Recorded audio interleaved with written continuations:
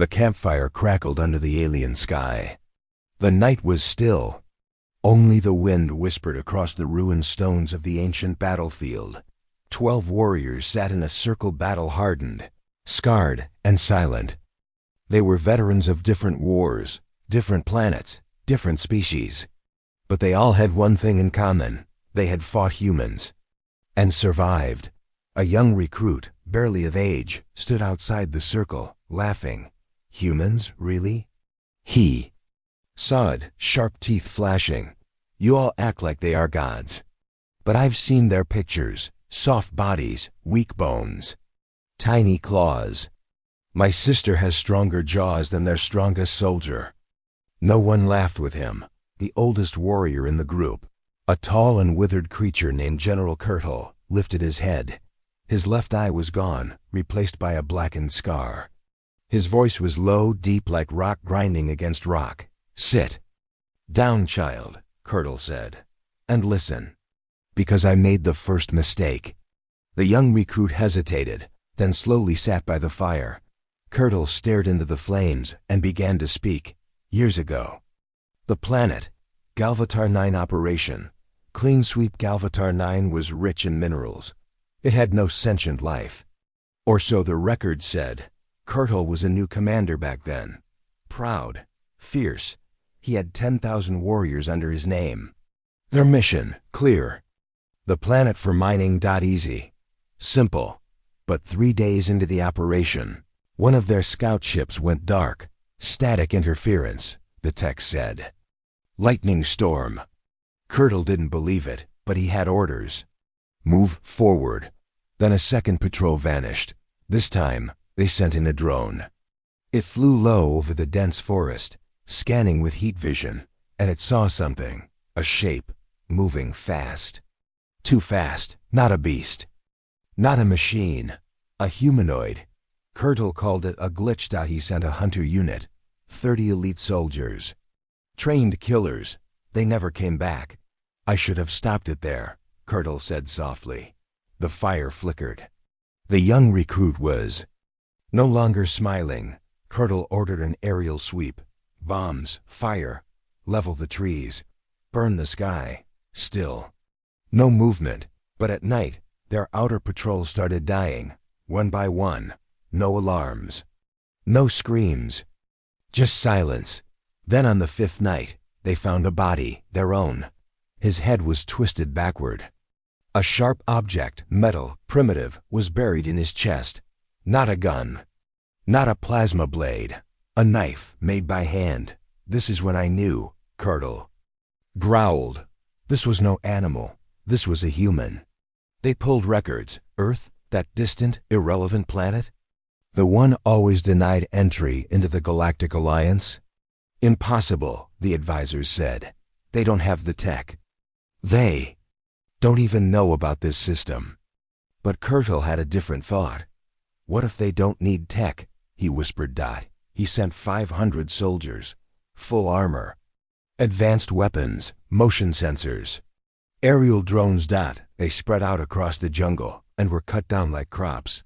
The first video came from a helmet cam, a trooper running.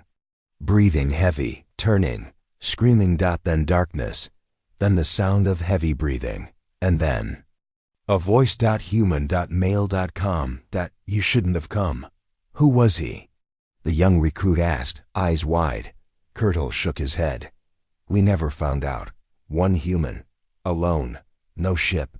No army. Just him. The story continued. Kurtle, now desperate, locked down the base. He brought all remaining forces into one location. Fortified walls. Energy shields. Gun turrets. Let him come, Kurtle said. But the human didn't come. He waited. At night. Food supplies vanished. Water systems failed. Radio lines went dead. Guards disappeared. Then they found a message, burned into the side of their own dropship. This is not your world. The next day, the generator exploded. Not from outside, from inside. By the time they restored power, over half the base was in flames. Kurtle gave the order to evacuate. That was the real mistake. As they moved toward the landing ships, panic set in. One ship was already burning. The pilot had been killed, throat cut. Another ship had no fuel. The third ship lifted into the air and exploded mid-flight. The fuel line had been sabotaged. He was everywhere, Cardall said, voice shaking, and nowhere. With only one ship left, Cardall ordered all survivors aboard. The ramp began to close. Then a scream. The young medic pulled backward into the shadows. Gone. No time, someone shouted. We have to leave. Cardall froze. And for the first time in his life, he ran. Present day, back at the campfire, the old warrior looked around. Only 22 of us survived, he said. Out of 10,000. The young recruit looked sick. What happened to the human? He asked. Cardall's eyes darkened. No one knows. Maybe he died. Maybe he left. Maybe... He paused. He's still there, waiting. The fire was now only glowing embers. No one spoke. Then slowly Cardall stood up. He walked to a nearby crate. Opened it. Inside was a helmet, human design. Scratched, dented, but intact. He held it up. This was found in the ruins of Base Station 3, he said. Not by us. By a research team, 5 years later. What does it mean? The young recruit whispered. Cardall stared at the helmet. It means, he said. He wanted us to find it. Final words. Your mistake was thinking they're weak, Cardall said. Ours was thinking they'd fight like us. He turned. Never chase a human, never corner one, and never, ever leave one alive behind enemy lines. The wind blew again. Somewhere in the stars, a planet remained untouched, not because it was safe, but because one human had claimed it, and no one dared go back. The moon above Zarnik 4 was red, not because of its color, but because of the blood spilled on the ground below. Sergeant Varnick stood at the edge of the crater, holding his pulse rifle tight. His squad of 15 was gone. Only 4 soldiers remained now, and they were shaking. Behind him, a junior soldier whimpered. What is it, sir? What's hunting us? Varnick didn't answer. He just stared at the dark jungle ahead, his eyes scanning the trees. The leaves didn't move. The wind had stopped hours ago, but something was out there. Something watching, something walking. 8 hours. Zarnik 4 was supposed to be a clean mission. The planet was quiet. No cities. No life signs. Just a broken human ship that had crash-landed weeks ago. Their job was simple. Find any survivors, secure the tech, and leave. But the mission changed the moment they entered the jungle. The first soldier disappeared within minutes. Private Krell had stepped just 10 feet away to relieve himself. He never came back. They found his helmet, crushed flat, no blood. No body. Just silence. Must be a beast, one soldier said. No, said Varnick. Beasts don't leave no scent. And beasts don't know how to crush helmets without cracking skulls. Still, they pushed forward. After all, they were armed, trained, ready. But nothing could prepare them for what came next. The second attack, they camped in a small clearing, placed motion sensors around, and stayed in groups. But it didn't matter. Private Ulick was pulled into the trees by something they couldn't see. Not a sound, not a scream. Just gone. The sensor didn't even blink. Then came Corporal Zrin. He was on guard duty. The squad heard a thud. When they rushed to him, he was dead, throat slit, eyes wide open, and carved into his chest using a knife. Go back. Panic started spreading. We're not alone here, Varlock said. And it's not an animal. This is tactical, precise, personal. One of the soldiers, Private Tech, spoke in fear. It's a human, isn't it? Varnick nodded slowly. Or worse, it's a human who doesn't want to be found. Back to present. Varnick and the 3 remaining soldiers moved quietly through the jungle. The sun was setting. Shadows stretched like claws. They had one goal now: get to the dropship and leave. As they walked, they passed a strange tree. On its trunk, something was carved. Vrnak. Stop. It was a drawing. Simple. Primitive. A figure holding a knife. Standing over alien corpses. And underneath it, in English, "You hunted me. Now I hunt you." Private Rix screamed suddenly. "He's here!" Varnak turned. A blur moved behind the trees. Silent. Fast. Rix opened fire wildly. Plasma blasts lit the jungle. Trees burned, but there was nothing when the smoke cleared. Rix was gone. No body, just his weapon on the ground, still hot. "He plays with us," Varnak whispered. "Like prey." The two remaining soldiers, Varnak and a quiet soldier named Del, kept moving. Night fell. Darkness swallowed everything. They turned on their night vision lenses. Nothing. Then static. Their helmets glitched. Lenses turned black. Lights flickered. A voice crackled through the coms. A calm, deep human voice. "You came here hunting survivors. You found one. Now try surviving me." Del lost it. He ran. "Del, no." Varnak shouted. Too late. A scream echoed. Then a thump. Varnak found Del's body hanging upside down from a tree, carved into his armor. One left. Varnak's mind. He crouched behind a fallen log, breathing hard. Sweat poured down his back. One human, alone, no ship. No army, but he was unstoppable. Varnak remembered the stories, told in whispers, shared by veterans who had seen Earth soldiers in action. Stories about humans who could go days without food. Stories about humans who kept fighting even when half dead. Stories about their strange minds, so full of rage and focus. Varnak tried to calm himself. He whispered into his cum, "Why? Why are you doing this? We're not enemies. The war is over." Silence. Then, from somewhere in the trees, came the reply, "I never started this war, but I will end it." The final encounter. Varnak reached the clearing where the dropship waited. Its door was open. Engines humming. Freedom was just meters away. He ran. Then pain. A sharp sting in his leg. He fell. Looked down. A knife. Thrown. Perfect aim. Varnak crawled. Dragged himself toward the ramp. Footsteps behind him. Slow. Measured. He turned. And saw the human. He wasn't a giant. He didn't wear special armor. Just torn fabric, dirty skin, cold eyes.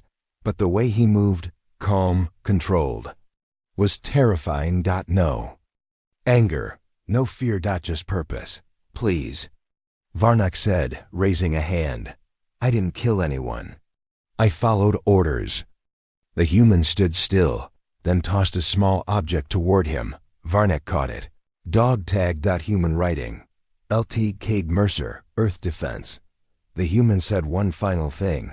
"You followed orders." "I followed survival." Then he disappeared into the jungle. Varnak crawled into the ship.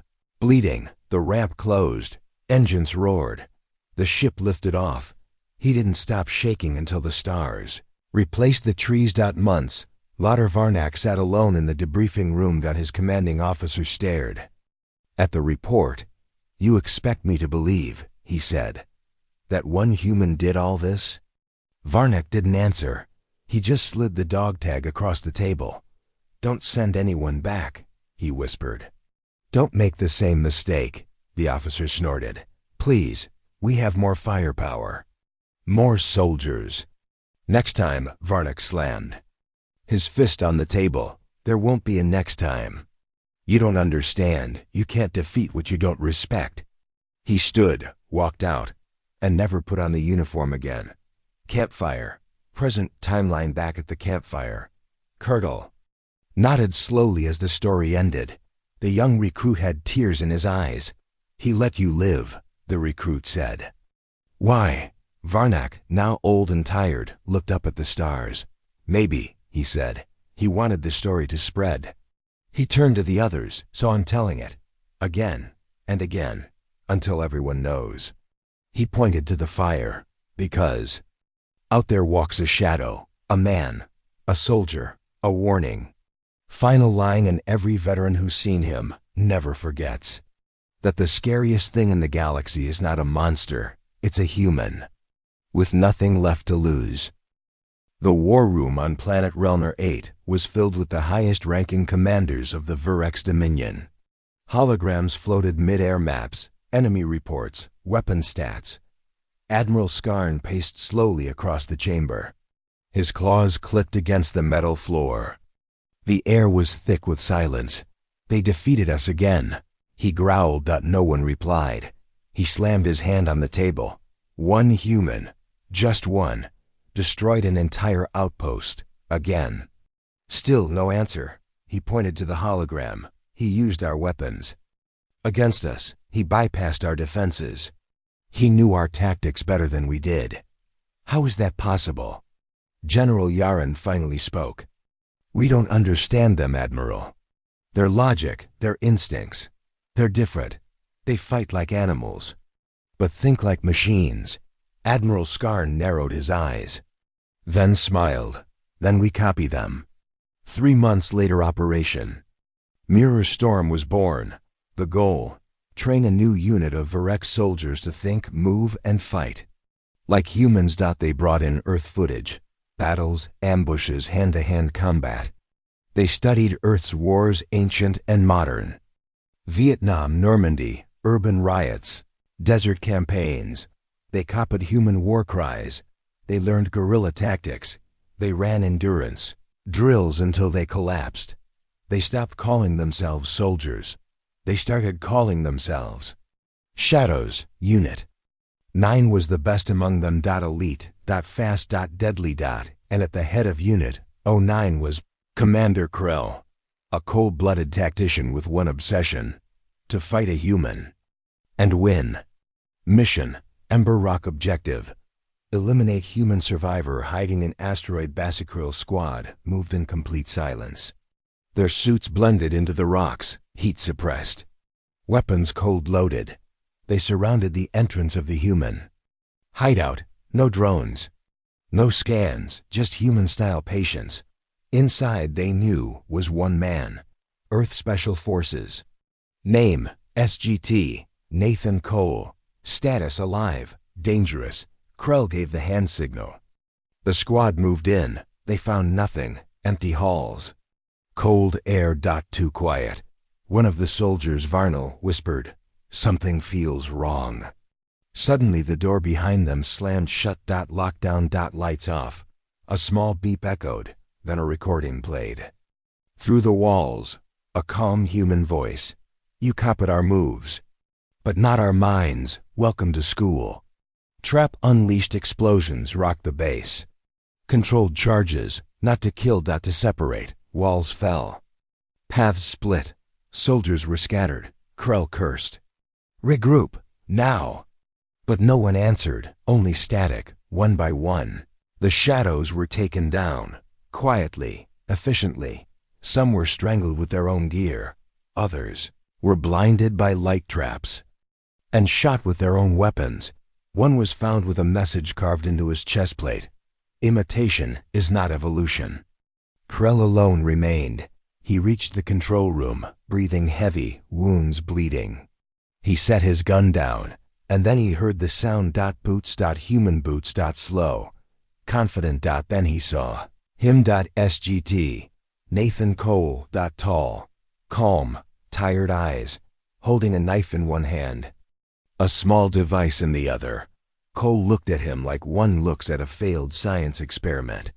"You thought you could be us," Cole said. "You copied our walk, our voice, our gear." He dropped the device. It played Virex recordings. Training sessions where they yelled fake Earth war cries. "Cute," Cole muttered. Krell raised his weapon.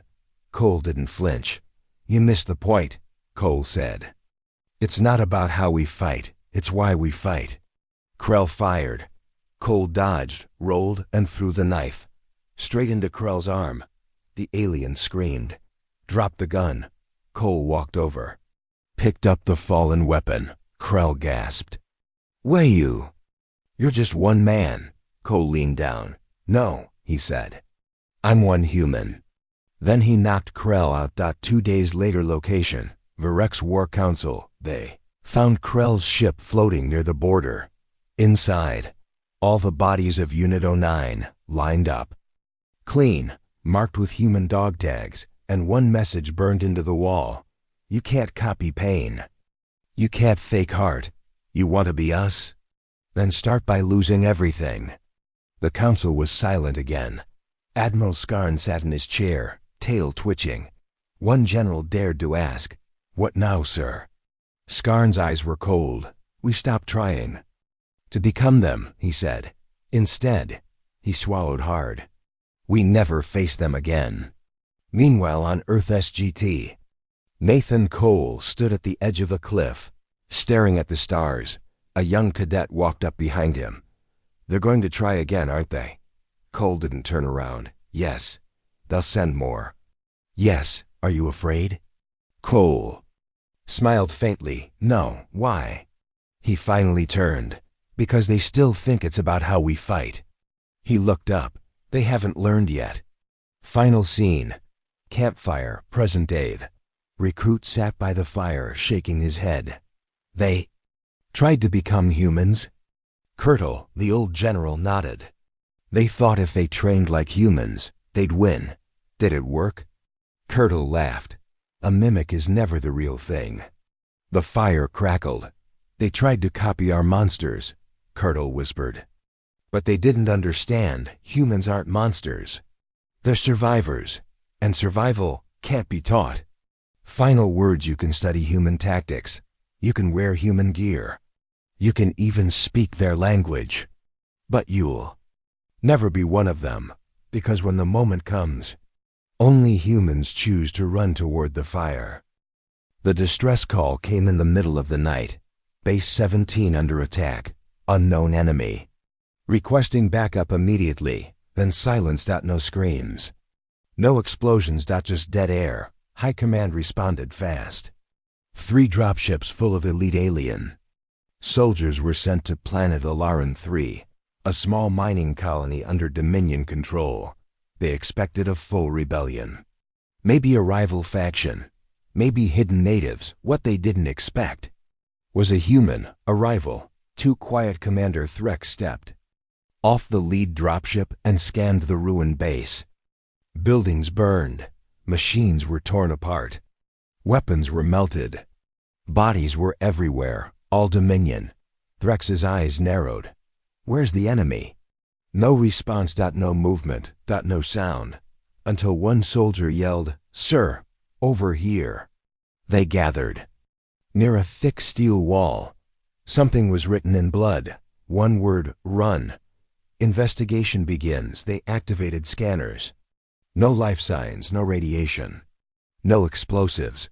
But one thing was strange. Every single security camera had been manually disabled, not shot or broken. That meant planning. Control. Intelligence. Whoever did this wasn't in a rage. They were methodical. Commander Threx growled. This wasn't war. This was surgery. He turned to his troops. "Sweep the entire zone. Find the attacker." The first disappearance, they split into 3 squads. Each squad had thermal trackers, pulse rifles, auto drones, and body armor. Squad B vanished first. No explosion, no fight. Just disappeared. Their tracker signals went dark. Then Squad C's drone sent one last blurry image before it went offline. Shadow. 2 eyes, too fast to lock onto. Then black. Regroup. Threx barked. Everyone back to base. But only half returned. One soldier came back dragging another's body. Burn marks. Neck snapped. The survivor kept whispering. He was smiling. He smiled while killing us. The realization Threx finally saw the truth. "One man," he whispered. "One human did this." His officers looked confused. "But sir, just one?" Threx clenched his fists. "Not a man, a human soldier. The kind they drop when they want everything to die." Traps everywhere as they retreated to the central structure. Explosions began, not from outside, but under their feet. Pressure mines. trigger wires, trip lasers. Every path was rigged. Their own weapons turned against them, hacked, overloaded, or reversed. In one hallway, a recorded voice played through the speakers. A calm human voice. "You're not soldiers. You're targets, and I've had practice." The soldier behind the mask in a hidden control room deep beneath the base. SGT, Elias Ward, watched the chaos on old monitors. He was the only survivor of a failed diplomatic mission months ago. His team had been captured and executed. They had laughed at him, beaten him. Left him in the dark. He didn't die. He escaped. And he waited. Built traps. Studied their patterns. Stole food, weapons, tech. One by one, he became stronger. He didn't want rescue. He wanted revenge. The close encounter commander Threx now had only 12 soldiers left. He ordered them into a circle, backs against each other. Rifles ready. Then the lights went out. One screen. Then another. Flashlights on. 2 soldiers gone. Threx fired blindly into the shadows. Something slammed into him. He hit the wall hard. When he looked up, he saw him, a human in dirty armor, face covered in ash and cuts, eyes cold, focused. Holding nothing but a blade made from alien steel. "Who are you?" Threx gasped. The human stepped closer. "I'm what's left when you kill everything else." He swung. Darkness, extraction. Denied. The surviving soldiers called for EVAC. Command responded. "Stay. Complete the mission." The soldiers stared at the screen, terrified. One whispered, "They don't believe us. They think we're overreacting." Another said, "We're already dead." That night, the human let one soldier live. He was found wandering, shaking, muttering the same words over and over. One man, one war, one hell. Aftermath. The Dominion sealed the planet. Lied about what happened. Called it a gas leak. Said the base collapsed. But the story spread anyway, among smugglers, bounty hunters, Black Ops soldiers. They all told the same tale. About a place no one returned from. About a human who had nothing left to lose, and made sure his enemies had nothing left to take. Campfire. Present day. The young recruit sat in silence, his hands trembling. "He destroyed an army?" he asked. Colonel nodded slowly. "With his mind, his anger, his patience. But how?" Colonel leaned forward. "Because humans don't need orders, or commanders, or fleets. When they're pushed to the edge." He pointed to his chest. "They listen to this." The recruit stared at the fire. And for the first time, he felt something alien in his own heart. Fear. Final message. One human doesn't mean one man. It means one storm, one reckoning, one reason why you should never start a war. If you're not ready to lose it to just one. After years of bloodshed, the Galactic Peace Council finally called for a meeting. It was their last hope. 13 powerful species sat around a long crystal table inside the sky chamber on Zeritis Prime. Above them, the galaxy slowly spun in holographic light. Behind them, guards stood alert, tall, silent, armed. The war with humans had gone too far. Too many dead. Too many missing. Too many planets now red with the memory of battle. They needed to end it. The speaker's words. Hi. Chancellor Verlox, a four-eyed alien with silver skin, stood and raised his voice. "We must end this madness. The humans do not follow rules. They do not accept surrender. They do not negotiate like others." Murmurs filled the chamber. "They strike without warning," said one diplomat. "They smile while bleeding," whispered another. A third said, "Their war is not like ours. It's personal." Chancellor Verlox nodded. "That is why we asked them to send a representative today. We will offer terms. Fair ones, generous ones. Will they accept?" Someone asked. The chamber fell silent. The human arrives. Chamber doors creaked open. Every head turned. Footsteps echoed. Slow, steady, heavy. A single human entered. Tall, broad-shouldered, calm eyes. He wore no armor, only a plain black suit, no weapons. No escort, just one man. And yet, the temperature seemed to drop. Even the guards tightened their grips. He walked to the center of the room and stopped in silence. No bow. No salute, no smile, just cold eyes scanning every face at the table. The Chancellor spoke first. "Human, thank you for coming. May I ask your name?" "Captain Jace Ward," the human said simply. The offer Verlox cleared his throat and began. "We offer a peace treaty. No more attacks, no more invasions. We return your colonies. You return our prisoners. We share trade routes. We agree to respect borders." The other alien leaders nodded. Captain Jace remained still. "And what do you want in return?" he asked, voice calm. Verlox smiled carefully. "Only peace, nothing more." Jace slowly stepped forward. "You tortured our people. That was war," Verlox replied. "You bombed our children. That was regrettable. You laughed when Earth burned." Verlox said nothing. The room grew colder. Jace reached into his coat. Guards raised their weapons. But he didn't pull out a gun. He pulled out a list. A simple piece of paper, and dropped it on the table. "The list. What is this?" asked Verlox. "A list of names," Jace replied. The Chancellor picked it up.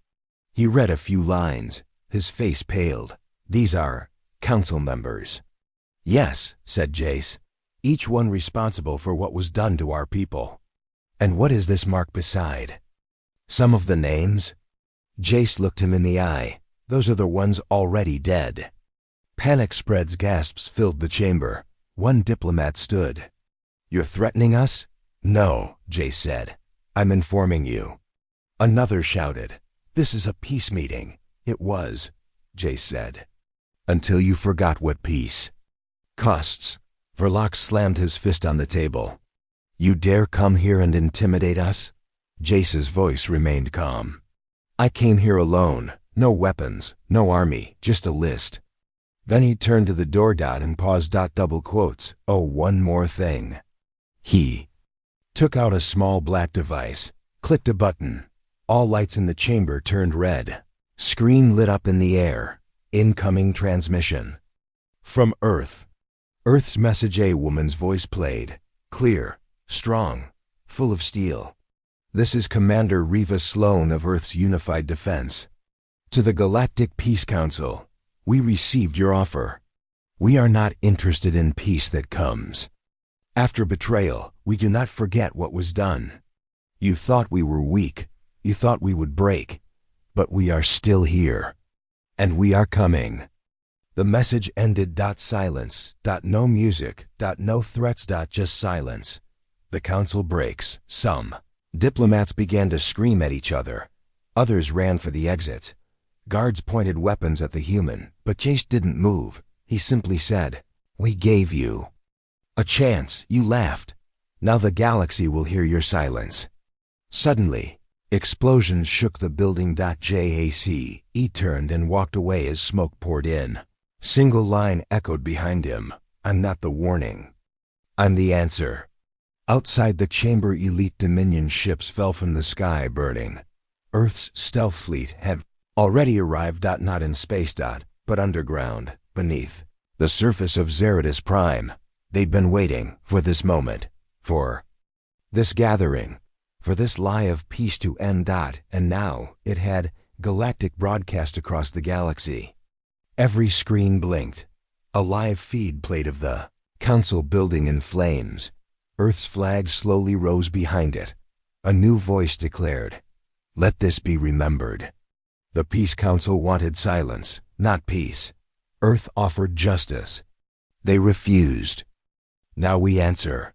Elsewhere, soldiers speaking a hidden outpost. A young alien soldier turned to his veteran captain. "Sir, is it true one human walked into the council and walked out alive?" The old captain, scarred and missing an eye, didn't look away from the screen. He whispered, "Worse. He didn't walk out. He walked through them. But how did they let it happen?" The captain's voice shook, because they never understood one thing. What? The old soldier said, you can kill a human's body, but if you hurt their people, you wake up something you can't kill. Final scene, a letter back on Earth. A young girl opened a letter. It was from her uncle, Jace Ward. She read it out loud. Dear Ellie, I know you miss your parents. I know the galaxy seems unfair. But I promise you, they didn't die for nothing. They died because someone thought humans wouldn't fight back. I'm making sure they were wrong. I'll be home soon. And when I get there, we'll plant a new tree where your house stood. One that never burns. Love, Uncle Jace. The girl smiled, and in the sky above her, Earth's ships lit up like stars. Final words, the council asked for peace. The human gave them a mirror. They looked into it and saw fear staring back. Long after the war, long after the fires died down, the stories about humans did not dot in every corner of the galaxy. Veterans told the same tale, not just of battles, but of a force no weapon could break, no strategy could stop, no army could destroy. Humans are not just fighters, one veteran whispered. They are legends. The desert outpost commander Relek looked out over the sand dunes of TARS-A-7. His unit had been sent to scout a mining outpost, now silent for weeks. No radio. No response. When they arrived, they found it empty. Machines broken, supplies burned, and the ground marked with strange symbols. Symbols that looked like scratches or claws. The warning signs. Suddenly, movement. In the distance, a figure emerged. Not running, not hiding, walking calmly. It was a human. Relaxed soldiers raised weapons. The human lifted a hand. No fight, he said. Voice calm but firm. The human story. The man introduced himself as Sergeant Eli Barnes. Explained that months ago, the outpost was attacked by a rogue faction. His team had arrived too late. They had fought back. They had lost many, but they didn't give up. Now, he stayed behind to protect what was left. Relek was suspicious. How many are with you? Just me. The night attacked that night. The desert grew cold. Relek and his squad took turns guarding the camp. Suddenly, alarms blared. Shadows moved in the sand. Enemies attacked from all sides. But the human was ready. He fought with no hesitation. His moves were strange. Fluid. Every shot hit its mark. Every strike was precise. The close compatriot saw something no one expected. When the enemies closed in, the human didn't pull out a gun. He fought with his bare hands. His fists smashed skulls. His legs knocked down armored soldiers. One by one, he destroyed their ranks. The strategist asked, how do you do this alone? The human smiled. Faintly, because fighting is not just muscle, it's mind. It's heart. It's knowing what comes next. The legend grows after that battle. Stories about Eli Barnes spread fast. Alien soldiers began to see humans not just as enemies, but as something else. Something beyond. The next encounter months later, on a jungle planet called Korath Prime. A group of explorers went missing. A rescue team was sent. They found only wreckage and one survivor. A human woman. Face dirty, eyes fierce. Her name, Captain Mira Kane. She told them of an ambush, of a battle that lasted days. Of enemy forces crushed by her small team.